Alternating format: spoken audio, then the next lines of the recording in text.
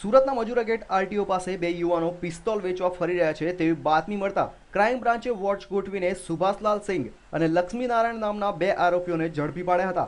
આ બંને શખ્સો પાસેથી પોલીસે બે દેશી હાથ બનાવટની પિસ્તોલ તથા 5 કાર્ટીજ કબજે કર્યા હતા। પોલીસ પૂછપરછમાં બંને કબૂલાત કરી હતી કે આ હથિયારો તેઓ મધ્યપ્રદેશના કૈલાસ નામના શખ્સ પાસેથી સુરત વેચવા માટે લાવ્યા હતા। બાતમી આધારે આરટીઓ રિંગ રોડ પાસેથી બે માણસો નામે સુભાષ લાલ સિંહ અને લક્ષ્મીનારાયણ કે જેઓ મૂળ રહેવાસી મધ્યપ્રદેશના છે અને હાલ અનુક્રમે ઉધના અને કોસાડમાં રહે છે, તેઓ પોતાના વતનમાંથી બે પિસ્ટલ અને કુલ 5 કાર્ટીસ, એકની પાસેથી 3 કાર્ટીસ અને બીજા પાસેથી 2 કાર્ટીસ મળી આવેલા છે, જેનું વેચાણ કરવા માટે અત્યારે સુરત ખાતે લાવેલ હતા।